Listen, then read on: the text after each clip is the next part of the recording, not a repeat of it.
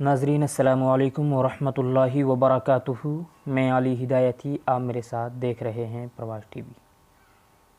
خبر پنجاب کے شہر لدھیانہ سے ہے۔ لدھیانہ کے شاہین باغ میں مودی سرکار کے خلاف زبردست احتجاجی مظاہرے میں ہزاروں خواتین شامل ہوئی۔ لدھیانہ شہر کے شاہین باغ میں آج ہزاروں خواتین نے فتح گڑھ گاندھی کالونی سے شامل ہو کر مودی سرکار کے خلاف زبردست احتجاجی مظاہرہ کیا۔ اس موقع پر خطاب کرتے ہوئے مجلس احرار اسلام کی سرگرم کارکن خدیجہ احرار نے کہا کہ ملک بھر کے شاہین باغ میں لاکھوں مائیں بہنیں مودی سرکار کے خلاف احتجاج کر رہی ہیں اور 3 طلاق پر مسلم خواتین کو اپنی بہنیں بتانے والے مودی جی خاموش تماشائی بنے ہوئے ہیں۔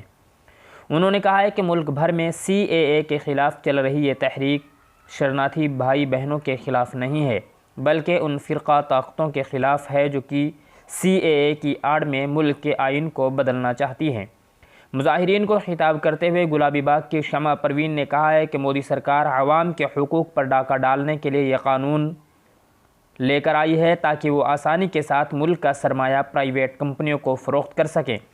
انہوں نے کہا ہے کہ قانون جو آج صرف مسلمانوں کو باہر کا راستہ دکھا رہا ہے تو کل کو ملک کی دیگر اقلیتوں کو باہر کا راستہ دکھائے گا۔